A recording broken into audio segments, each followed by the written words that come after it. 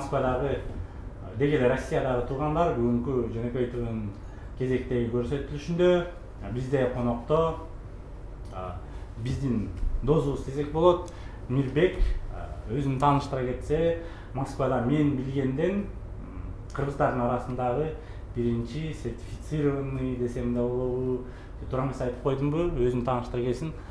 Адвокат, азыркы учурда посольствода юридический услуги, консультация жагынан биздин посольствого жардам берип, көптөгөн кыргыздардын көйгөйлүү иштерине жардам берип, өзүнүн акыл кеңешин айтып жүргөн жигитибиз. Өзүңүздү тааныштыра кетсеңиз. Ассаламу алейкум, Азамат. Менин атым Мирбек. Мен өзүм Бишкек шаарында төрөлгөм. Мектепти бүтөөр менен өзүм кичинекей кезинен баштап милиция кызматынан элге жардам берүү деген чыныгы ниетим бар болчу. Мектепти бүткөндөн кийин ошол биздин Академия МВДга тапшыргам. Академия МВДда контракт бөлүмүндө 1 жыл окуп, анан 1 жылдан кийин ошол курстан 5 адамга сунуш келди. Санкт-Петербург университетинин, Санкт-Петербургда жайгашкан МВДнын университетине барып окууга мүмкүнчүлүк бергендиктен ошол Академия МВДдан Санкт-Петербургга, университет МВДга бизди жөнөтүшкөн болчу. Ошентип мекен тарабынан 2002 жылы Санкт-Петербургду көздөй жөнөтүлгөнбүз. Ошол жакта 5 жыл окуп, 2007 жылы ийгиликтүү десем жаңылышпайм, ийгиликтүү окууну бүтүрдүм. Анан тилекке каршы Кыргызстанга кайтайын деген ниет бар болчу, бирок жумуштун же болбосо кадрлар ал маалда жакшы орун жок болгондуктан, же болбосо ошол мен талап кылган, же болбосо кандайдыр бир ошол маалга туура келбеген жумуш орун жок болгондуктан мен ошол Россияда калып, өзүмдүн юридикалык кесип боюнча иштеп кеттим. Ошол эле маалда 2008 жылы Санкт-Петербург шаарында биздин ардактуу консулубуз бар, Абдиев Талайбек Калибаевич деген. Ошол 2008 жылдан баштап 2011 жылга чейин ошол ардактуу, чыныгы мен үчүн аябай ардактуу адам. Анткени университетте жаңы бүткөндө эле жаңы эле жашоого жана коомго же болбосо мекенге болуп келе жаткан түшүнүктөрдүн эң башында көп жакшы түшүнүктөрдү бергенге көмөктөштү. Ошондой эле жана бизнестен, өзү бизнесмен болгондуктан ошол бизнеске көз карашы жана мамлекетке көз карашы аябай жакшы көз караштарды айтып, ошол жардамчысы болуп жүргөндүктөн ошол 3 жыл бою ошол ардактуу консулдун жардамчысы болуп көп нерселердин ой жүгүртүү болдум. Анан 2011 жылдан баштап мен өзүм ошол негизи укук коргоо боюнча тармагына кирип, 2011 жылдан баштап 2015 жылга чейин Международная коллегия адвокатов деп коет, болбосо адвокаттардын эл аралык коллегиясынын ошол коллегияга биринчи помощник болуп жүрдүм, анан стажер болуп, ошол 5 жылча стажер болуп жүрдүм. Анан ошол 2015 жылы адвокат болдум. 2015 жылдан кийин анан ошол сиз Азамат, сен өзүң билесиң, 2015 жылы сага биринчи жолу Facebook'тан жазып, сүйлөшүп, ошол 2015 жылдан баштап 1 жылча келип кетип байкап жүрдүм. Анан ошо 2016 жылдан бери Москвадамын.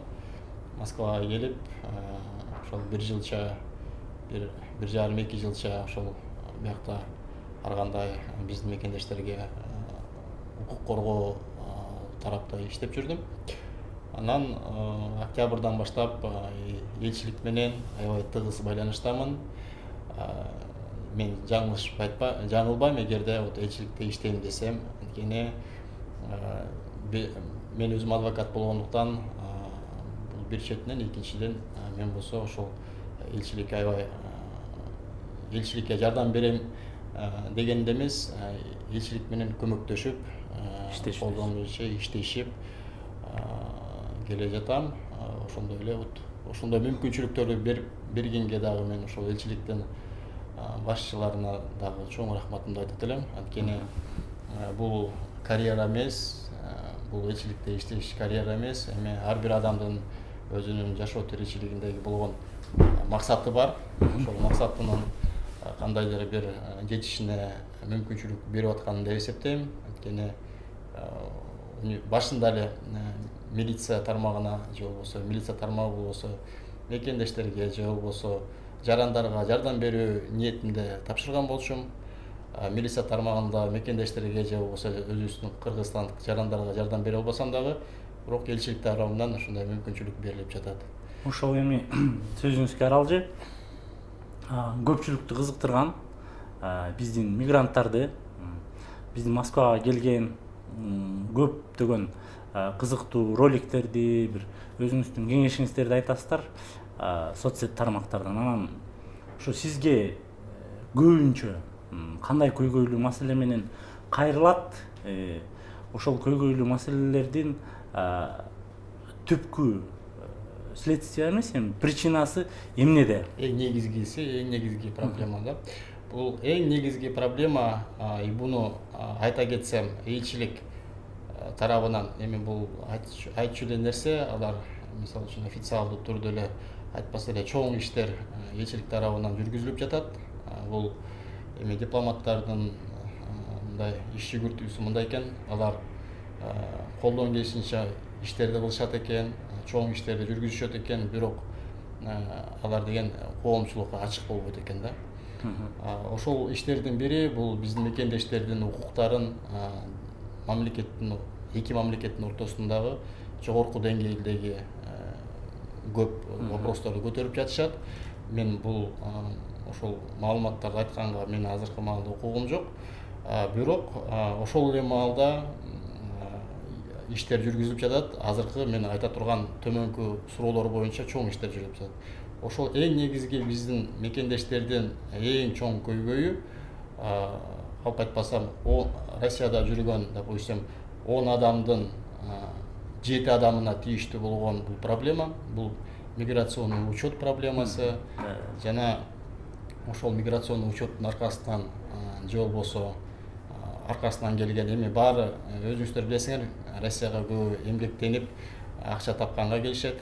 Ошол акча тапкан келген эң негизги дагы бир кесепети бул эмгек келишимдерин түзүү. Ошол сыяктуу чоң иштер жүрүп жатат. Мен ойлойм, мен ишенем, что жакын арада, жакынкы жарым жыл, бир жылдарда ошол чоң проблемалар чечилип калат деп. Эгерде ошол вопрос чечилип калса, бул жерде ошол мыйзам чегинде биздин мекендештердин жүрүшү, мыйзам чегинде биздин мекендештердин миграционный учетторун узартышы, жана ошондой эле социалдык камсыздандыруу, медицина, жана андай обязательно медицинское страхованияны, кокустан производственный травма болуп, кокустан иштеген жерден биздин мекендештер жарадар болсо, ошолорду страховка тарабынан камсыздандыруу, именно мамлекеттик тарабынан, мамлекеттик страховканы камсыздандыруу иштери. Демек айтканда, мындай азыркы көп чоң көйгөйлүү вопростордун көбү чечилип калат эле деген ниеттемин да. Бирок ошол тарап эле, ошол направленияда же болбосо ошол тарапта чоң иштер жүрүп жатат. Жүрүп жатат, бирок боло элек. Эми бул мамлекетте мисалы үчүн боло элек, бул ким жүргүзүп жатат, ошону айтып кетсеңиз. Муну элчилик тарабынан, Тышкы иштер министрлиги тарабынан жүргүзүп жатат да. Эми бул эң чоң көйгөйлүү вопростор, анткени бул Россиянын ичиндеги ички иштер да.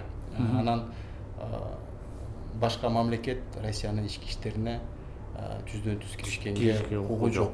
Ошол себептен бул вопросторду чечиш үчүн же болбосо бул вопросторду көтөрүп, ушул вопросторду карап койбойлу деген ушундай дипломатиялык жолу көп убакытты камсыздандырат. Анан көп биздин мекендештер айтат, элчилик иштебейт деп, ушул маалда эле көп биздин мекендештердин укугу корголбой жатат деп айтылат. Бирок ар бир факты боюнча, ар бир кайрылган иштер боюнча кагаздар түзүлүп, жеткирүүчү жактары кайрылып Дагы бир иштер жүргүзүп жатышат да. Хорошо. Бул эми ушул мекендештерге көбү мага да кайрылат, сизге да кайрылса керек. Ошолордун айырмасын айтып берип койсоңуз. Азыр факт менен черный список деген бар, выдворение деген бар, анан депортация деген бар. Ошону көбү бир түшүнөт да, ошонун айырмасын жакшылап кыска нуска кылып айтып берип, анан срокторун айтып койсоңуз көрүүчүлөргө жакшы болот дейм. Кара тизме боюнча айта кетсек, бул болсо Аны ким киргизе алат ошо кара тизме боюнча Россия Федерациясында 7-8 орган бар. Анын ичинде миграционная служба, Минюст, Роспотребнадзор, ФСБ, ошол сыяктуу 7-8 ФСБга кирет да. 7-8 орган бар. Ошолор кара тизмеге киргизишет. Без уведомления человека. Ошол да туурабы? Без уведомления, да, уведомление сиз кара тизмеге киргизилет, анан границага кирип баратканда алар уведомлять этет. Эң негизги уведомлениясын эң негизгиси бул болсо ошол уведомление алгандан кийин өзү кайра Россияга кирүүдөн өзү баш тартыш керек. Эгер уведомление кол коюлгандан кийин кайра Кыргызстанга барып, жаңы паспорту алмаштырып кайра келсе, то анда бул жаранга незаконное пересечение государственной границы деп кылмыш иши козголуп, ошол азыркы маалда где-то бир 7-8 ай, 1 жылга чейин элдер камакка алып атышат да. Бул кара тизме боюнча көбүнчөсүндө 2 же андан көп административдик нарушение болсо, көбү ушул жерден жаңылышта болушат.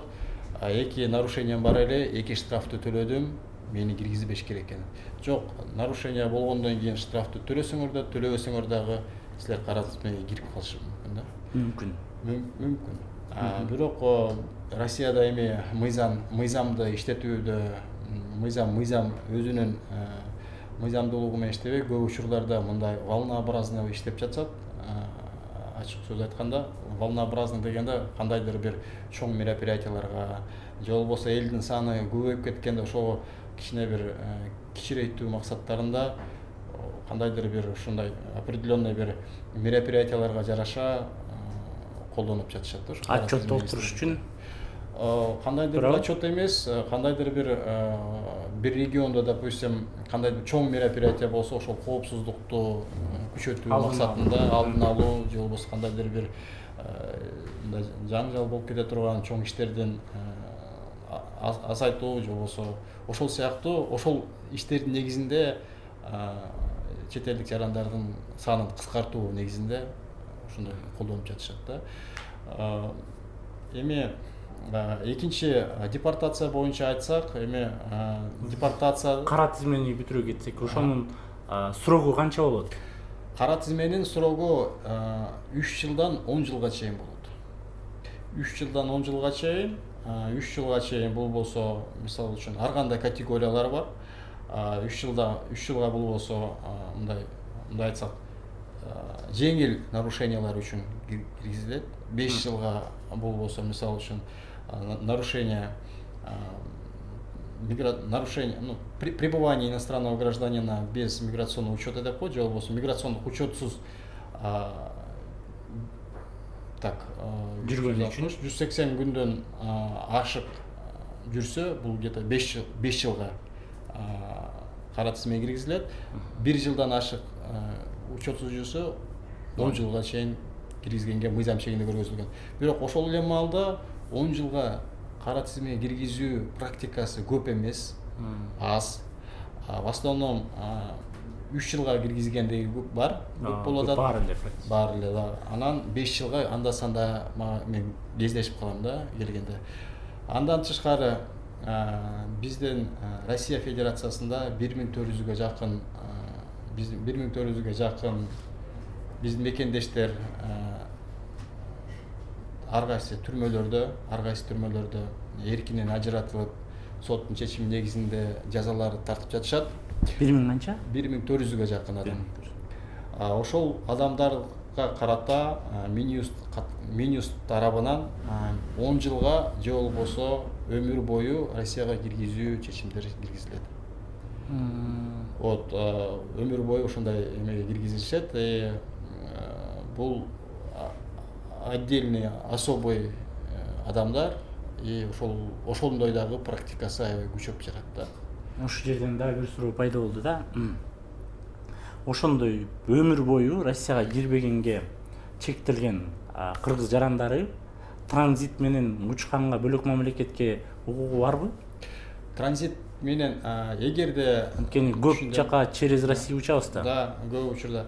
Бул жерден менин көп жылга эмес, мисалга алсак, бир тууганды 3 жылга кара тизмеге киргизиптир. Ал тууган башка мамлекетке учуш керек болчу, именно Аэрофлоттун компаниясы менен. Аэрофлоттун компаниясына мен ошол өзүм тактап билгендиктен транзитный зонага келип, эгерде ошол транзитный зонанын ичинде транзитный зонадан чыкпаса мүмкүн. Демек, мында юридикалык терминден айтканда, ал деген Россия Федерациясы ичине кирген жок болот да. Аларга андай мүмкүнчүлүк болот. Мүмкүнчүлүктөр бар. Эми выдворение жөнүндө. Выдворение бул соттун чечими негизинде чыккан чечим. Ага сөзсүз түрдө протоколдор болуш керек. Анан соттун отуруму болуш керек. Сот отурумунун негизинде, соттун чечими негизинде 5 жылга, көбүнчө учурда. Эгерде ошол эле адам 2 жолу, мисалы үчүн 5 жылга выдворение болуп, анан убакыт өткөндөн кийин ал ошол соттун чечими негизинде чыгып кетпесе, аны экинчи жолу кармалса, аны 10 жылга выдворение кылат. Бирок ошол эле маалда милдеттүү түрдө жанагы убактылуу чет элдик жарандарды убактылуу кармоочу жайга коюп туруп, ошол мындай принудительно деп коет, принудительно жөнөтүшөт. Анан ошо выдворениянын кара тизмеден айырмасы, кара тизмени обжаловать эте албайсың, а выдворенияны обжаловать этсең болот. Эми баардык чечимдерди мыйзам мүмкүнчүлүк берет. Жалоба жазгангачы баардыгына. Бирок ар бир, мисалы үчүн кара тизмеге деп коет, кара тизменин бул өзүнүн эрежелери башкачараак. Мисалы үчүн протокол жок, постановление жок. Өзү билбейт, например, кара тизмеге түшкөндү. Кара тизмеге түзгөн билбесе, бул кара тизме процедурасын обжаловать этиш кичине татаалыраак административный правонарушенияга караганда.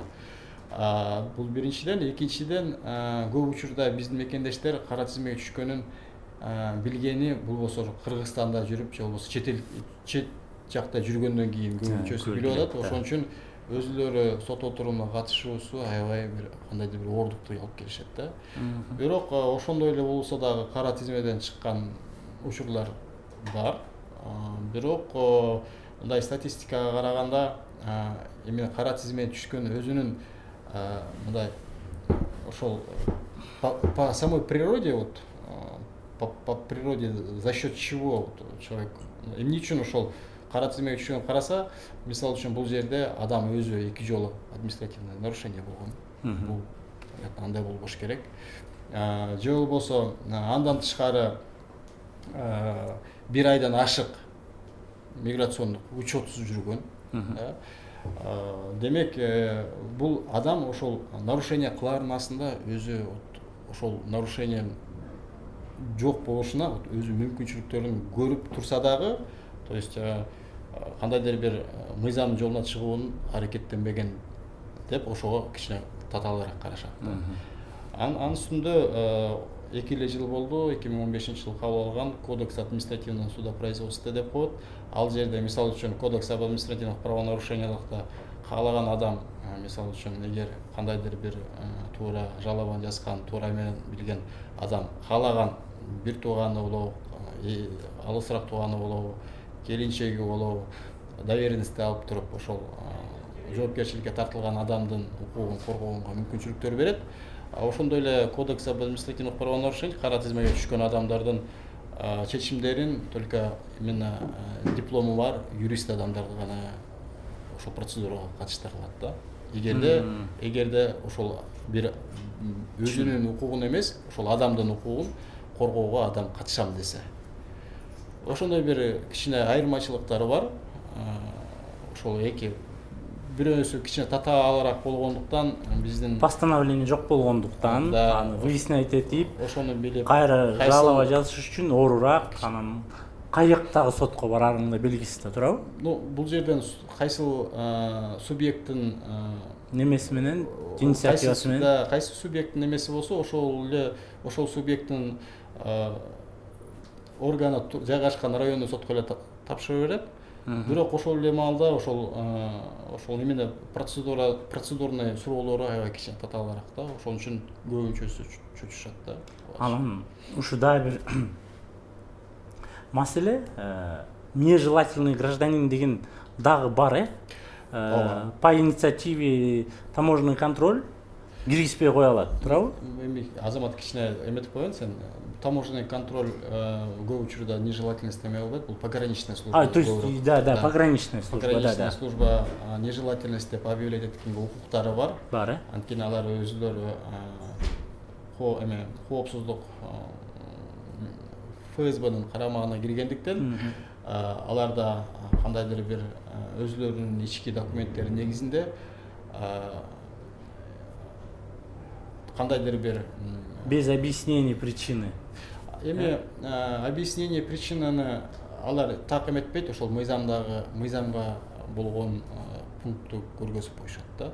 Мисалы үчүн көп учурда азыркы биздин мекендештер кандай проблема? Домодедоводо жана Шереметьеводогу мурун Турциядан келгендерди, же болбосо Пакистанга окуп келгендерди, башка ошол диний жактан Араб мамлекеттеринен окуп келгендерди, ошол сакалчандарды. Эми сакалчан деп көп эле сакал коет, эми мындай традиционный сакал деген бар. Сиздерде сакал бар, но у вас традиционный сакал болот да.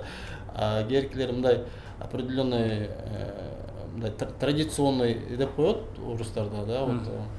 Вот ошолдун негизинде болсо, мен ойлойм көбү жаңылышпайт эле.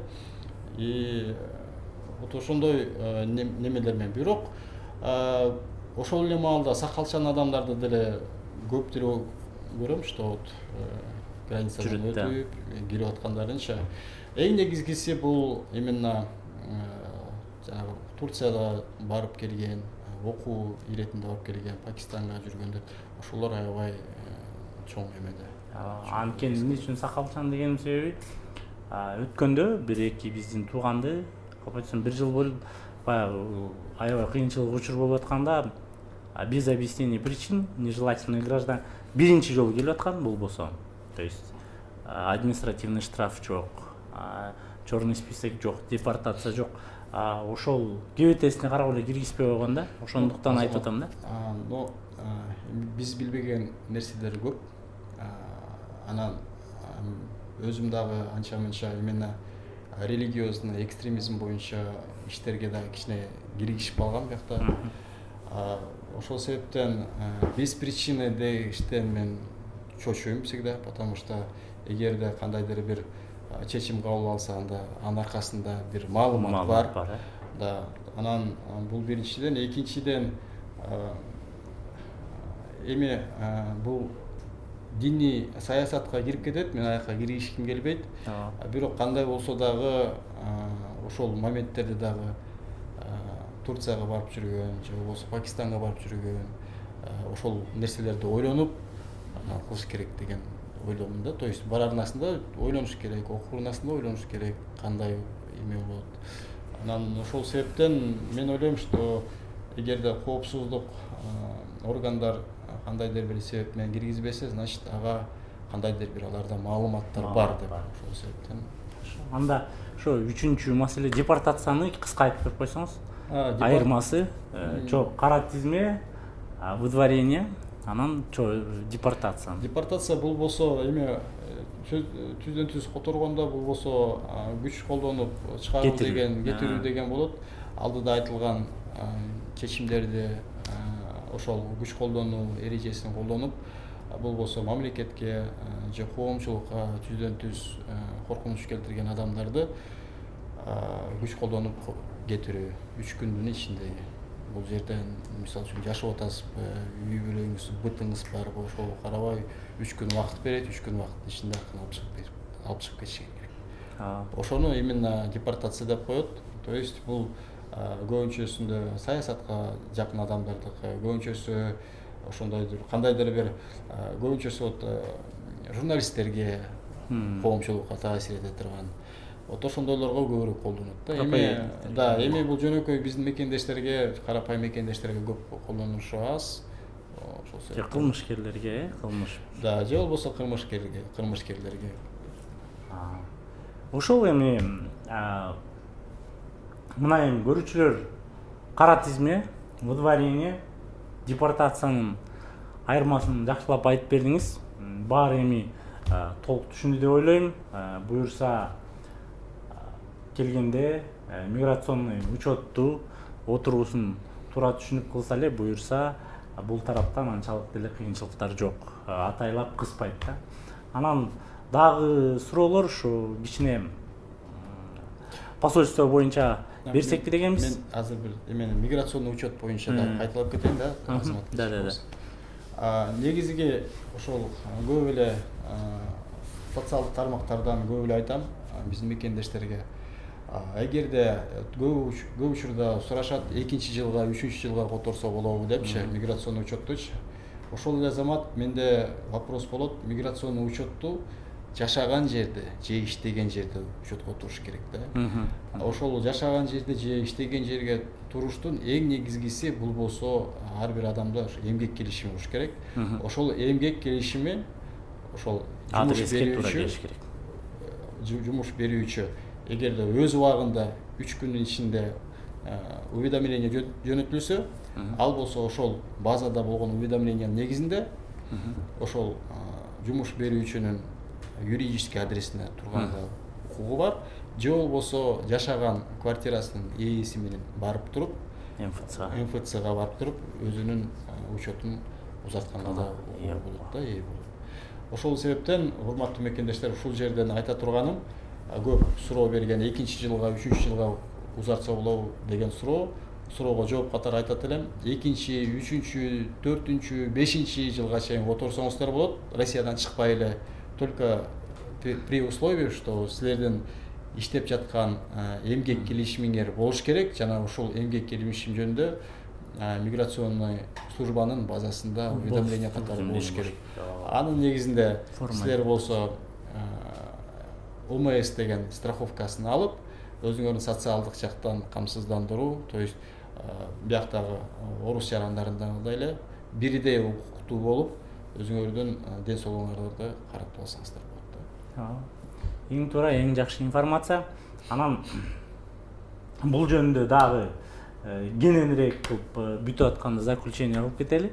Азыр болсо бул посольствода биз барганда очередь абдан көп да.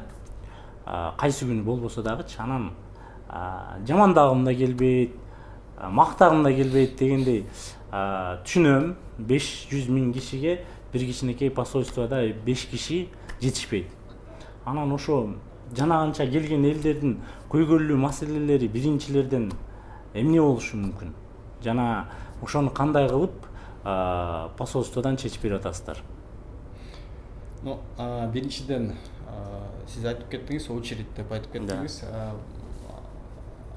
Очередь болгон күндө дагы ошол элчиликтин сотрудниктери, мисалга алсак, мен жанымда именно паспортко кабыл алуу документтери боюнча эмелет. Негизи регламент боюнча эгер 9-дан 1-ге чейин болсо, мен ал прием эжеке деп айтайын. Ал эжеке 1-ге чейин эмес, кээде 6-га чейин кабыл алат.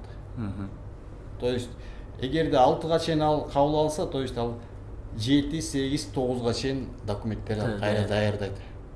Демек, канчалык очередь болсо дагы, ошол очередтерди ошол бир күндүн ичинде кайра күнүгө болбаса дагы бир күндө, 2 күндө баарын тең тейлегенге аракет кылышат да. Бул мен бул четинен кандайдыр бир куру мактоо эмес, куру жактоо эмес. Мен өзүм көзүм менен көрүп турам. Бул биринчиден. Экинчиден сиз 500 миң дедиңиз. Негизи Москва менен Московская областтан 300 миңге жакын биздин жарандар бар. Ошол именно учетто турган официальный данныйлар боюнча 200 миң гражданство алгандар. Эми алар элчиликке келгенде алар мисалы үчүн алар документке очередке турушпайт да, алар келип маалымат алып кайра кетишет да. Ошол 300 миңге болгондуктан ошол ар бир өзүнүн консулда иштеп жаткан, кандайдыр бир өзүнүн направлениясында болгон сотрудниктер ошол ар бир адамга убагында бергенге же болбосо кайра кетирбегенге аракет кылышат. Анча мынча коомчулук болгон жерде, очередь болгончо ар кандай сөздөр болот, суроолор болот, бирок ал суроолордун эң негизги көйгөйү бирөөнүн кандайдыр бир документтери жетишпейт. Мисалы үчүн көп учурда свидетельство возвращения на родину менен бир маалда азыр көп деле проблема жок, бирок бир маалда проблемалар болуп аткан. Мисалы үчүн ар бир адам, мисалы үчүн азыр дагы көп суроо беришет. Эмне үчүн свидетельство мекенге кайтуу документине келсек, бизди эмне үчүн полицияга жөнөтөт деген көп суроо болот да. Мен дагы көп ойлонуп жүрчүмүн, эмнеге эгер өзүбүздүн жараныбыз элчиликке келип эле жөн эле справка албай эле жөн эле өзү келип эле акырын алып алса болбойбу деген өзүм да суроо берип жүрчүмүн. Анан бир күндөрдө бир мекендеш кайрылып калды.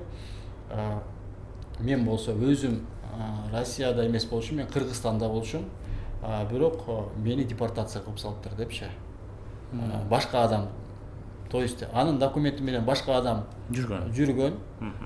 Жана ошону колдонуп, ошонун документинин негизинде выдворение кылып салган. Ал адам болсо Кыргызстанда жүргөн болчу. Эми эки паспорт болгон, эки паспорттун бирөөсү менен чыгып кеткен, бирөөсү калып калган. Тигил адам депортация болгон. Эми эгер ошол маалда, эгер деген мисалы үчүн азыр элчиликте талап кылынып аткан паспортуңарды жоготуп алсаңар, полиция кайрылгыла, маалымдап койгула деген, если ошол талапты убагында аткарылса ал жигит, анда болсо ошол выдворениянын негизинде мен болсо бул паспортумду мынча күнү мен жоготуп алгам. Ошол боюнча мен арызым бар. Ошону көтөрүп туруп, соттон өзүн актап чыкканга да мүмкүнчүлүк бар. Өзүңүздөр билесиңер, биздин паспортко биздин коңшу мамлекеттин жарандары, Өзбекстан, Тажикстан, ошол жарандардын көбү кызыкчылык болот. Коңшулаш мамлекеттин жарандары көбү кызыгышат да. Анан ошолорго биздин паспорттарды алып жүргөнгө көп каалашат да. Алып сүрөтүн чаптагандар бар. Анан ошон кандайдыр бир кепилдик жок да. Эртең жоготуп алган адамдын паспорту кандайдыр бир административный правонарушение болсо бир жөн, эгер кылмыш иши боюнча кармалып калса кандай болот. Ошол себептен айтылган жанагы справканы убагында алып келүү жана ошол документтерди, айтылган документтерди топтоп берүү ошол эме керек. Жакшы деп айтам да. Көрүүчүлөр укула, эми мындан кийин ID картыңарбы, загран паспортуңар болобу, бирөөсүн жоготуп алсаңар дагы сөзсүз түрдө жакын участковыйга кайрылып, документтерди жоготтум деген кагаз справканы алып, ошону катып коюңуз. Анткени Мирбек айткандай, сиздин паспортуңузду коңшу өлкөлөрдөн бирөө алат да сүрөтүн чаптап, колдонуп кылмыш иши болобу же бир депортация, выдворение болобу, ошондой болуп туруп түшүп калган болсо, сиздин кайра ал бөлөк киши сиздин паспортуңузду колдонгондугу жөнүндө кичинекей болсо дагы жоготкондугуңуз тууралуу кагазыңыз болсо, өзүңүздү өзүңүз актап чыга аласыз. Туура айттымбы? Ооба, эң негизгиси ошондой эле. Андан тышкары Россияда паспортсуз жүрүү жана миграционный картасыз жүрүү, бул болсо миграциондук эрежелердин бир шарттын бузуу болуп эсептелет. Бул эң негизгиси да, дагы бир негизги. Ошол себептен документтериңерди жоготсоңор дароо эле полицияга коркпой барып арыз жазып, справка алып, же болбосо талонный уведомление деп коет, талонный уведомленияны алып, элчиликке кайрылып, документтериңерди жасап алсаңыздар болот. Жакшы. Анан дагы сөзүбүздүн аягында айта кетчү нерсе, көбү посольствого барат, туурабы? Аябай көп киши барат, анан көбү кандай десем, эми посольствого түзмө түз тиешеси жок. адамдар деле көп барып очередь занимать этет. Анан кыскача посольстводон кандай документтерди бере алат посольство өзүнүн Кыргызстандын жарандарына, кандайларды бере албайт кайрылгандар боюнча ошол жөнүндө айтып кетсеңиз.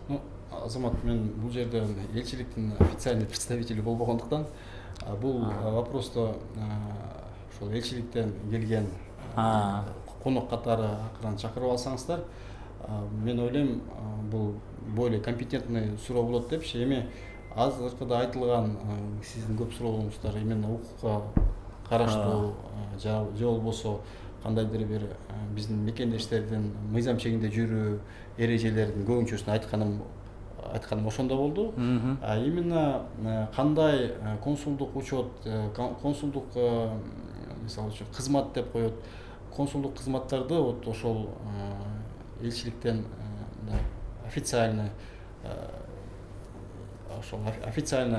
эметкен адамдарды, официально көргөзгөн адамдарды акырын чакырып, конокко чакырып ушул суроонун ошол анан сөздүн аягында өзүңүзгө кыргыздардын жарандарына Москвада ошо как адвокат катары сөздөрүңүз болсо, бош микрофон. Мага караганда сиз көбүрөөк алар менен жолугуп сүйлөшүп, азыр мен кээ бир талап болуп турган суроолорду балким бербей калгандырмын деген ойдомун да. Эми негизгиси ошол урматтуу мекендештер, бул биринчиден айтарым, көп социалдык тармактарда элчиликке болгон аябай негативдүү, көбүнчөсү Одноклассник сайтында мен аябай негативди көп угам да. Мен деле кече жакында эле Азамат элчиликте иштебей жүргөндө, мисалы үчүн элчилик менен тыгыз байланышта жүргөндө мен да силер менен чогуу жүрүп, мен дагы ойлочумун ошол элчиликте кандай иш болот экен. Анан мен негизи сыңдач эмесмин эч качан, менде андай мүнөз жок. Бирок кандайдыр болбосо дагы бир нерсени түшүндүм. Түшүнүштүн эң негизгиси элчиликте действительно патриот адамдар иштейт экен. Бул жөнөкөй эле мындай куру жактоо эмес. Да, бул жолу айтат элем, действительно өзүнүн профессионалдуу жана өзүнүн кызматын жакшы көргөн адамдар. Биринчиден. Экинчиден шартка байланыштуу. Анткени бул шартка байланыштуу дегеним бул болсо бюджеттен каржылуу маселеси. 300 000 адам боло турган объемго кандайдыр бир консулдук бөлүмдө 7-8 адам эле иштейт. Ошол 7-8 адам больницаларга, түрмөлөргө, следствиеге, моргторго, компенсация сыяктуу, ошондой сыяктуу чоң суроолор менен көп айылышат.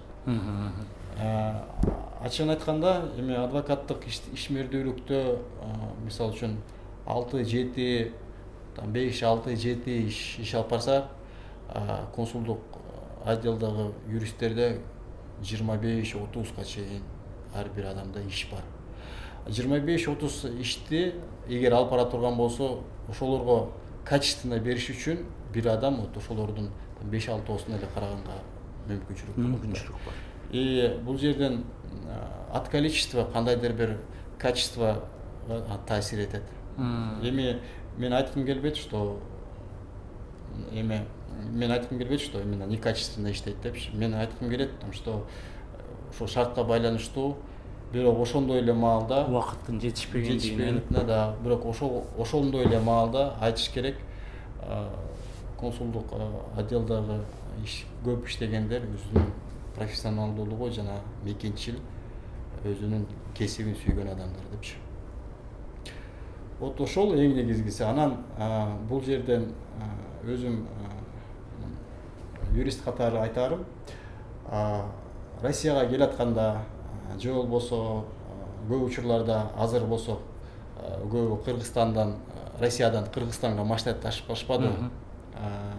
жана ошол Кыргызстан Евразийский экономический союзга киргендиктен көп соода саттык иштери, көп Россиядан, Москвадан көбү үй алып атышат. Же болбосо ошондой кандайдыр бир ишмердүүлүк менен жүргөндө биринчиден мен эмнени билдим, бизде Кыргызстанда ошончолук эркиндик мамлекет экенбиз, ошончолук ишенчек, ошончолук кагазга көп көңүл бурбаган, ошондой бир кандайдыр бир мүнөздө жүрөт экенбиз. Бияктан көп учурларда машина сатып алып атканда же машина угондо болгон болот, же машина арестте болгон болот, же машина с ограничением на регистрационное действие деген отметкада болушат, то есть либо налоговый жактан сатууга тыюу салынган, же штрафы толтура, же болбосо банкта залогдо турган толтура. Эми Россиянын мыйзамы боюнча договор купли-продажы бергенден кийин машинанын акын берип кое берсе болот, бирок учеттон чыгара албай калган ситуациялар көп болот да. Ошол сыяктуу, мисалы үчүн соода саттыкта, ошол сыяктуу Россияда өзүнүн определенный ментальности бар. Жүрүш турушта, миграционный учетто, полициялар менен болгон мамиледе, мисалы үчүн бизде кандайдыр бир сөзгө көп көңүл бурат, Россияда көп кагазга көңүл бурат. Ошол себептен айтарым, кандайдыр бир иштерге же болбосо Россияга келсеңиздер, мүмкүн болушунча интернет тармактарында көп материалдар бар, эрежелер жөнүндө көп материалдар бар, өзүн кантип алып жүрүш жөнүндө көп. Ошолорду бир кол бош маалда акырын окуп, өзүңүздөргө өзүңүз тактап, өзүңүз тың болуп алсаңыздар, мен ишенем, ошол Россияда жүргөндө ошол өзүңүздөр интернет булагынан карап билип алган маалыматтарыңыздар сиздер өзүңүздөргө аябай чоң таасир этип, өзүңүздүн Россияда жүрүштөрүңүздөргө аябай жеңил берет да, жеңилдиктерди берет. Эң негизгиси ошол айта турган, эң негизгиси ошол. Анан ошол. Ушул кыскасы жыйынтыктап кетсек, Москвага келгенден кийин деги эле Москва эмес, Россия чет мамлекетке чыккандан кийин сөзсүз ар бир кагазга көңүл бөлүп, анан эң туура айтты, жанагы машина сатып алган боюнча аябай көп проблемалар кездешет. Авитадан албагыла, карточкага акча салбагыла, жана ГАИден толук өтүп кагазды алмайынча эч качан акчасын бербегиле.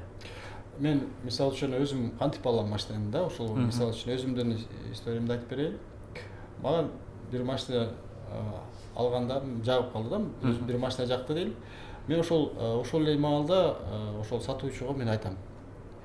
Мен машина мага жакты. Договор купли-продажаны оформлять этебиз. Только после того, как чогуу баралы дагы, ГАИге чогуу барып туруп, мен текшертип алайын. Анан ошол маалда эле ГАИге барып туруп текшертип алып эле, текшерген маалда баары таза деди, ошол маалда эле договор купли-продажын кылып туруп, жарым сааттын ичинде чыгарып алдым да. Анткени деген кээде ушундай моменттер болушу мүмкүн, анткени базага ограничение киргизип койсо 5-10 мүнөт жетиштүү, чтобы кийинчерээк кайра машинаны алып чыга алганга. 5-10 мүнөт жетиштүү да. Ошол себептен мен ГАИге алып барып туруп, ГАИден текшертип алып, инспектор менен сүйлөшүп туруп, таза эмеспи, таза болгондо эле ошол эле жерден эле договор купли-продажын толтуруп туруп банктарда, ошол жерден эле учеттон чыгарып алган кеңеш берет элем да. Хорошо. Рахмат келгениңизге. Сизге чоң рахмат.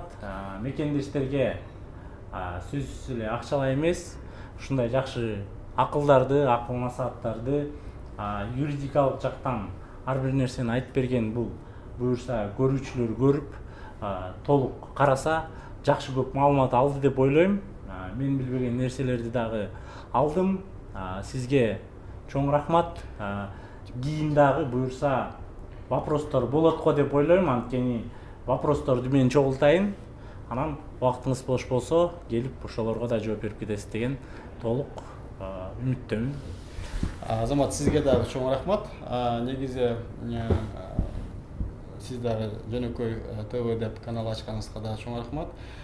Мен да ойлойм, бул сиздин сиздин ошо жарандык инициативаңыз бекемдей берсин.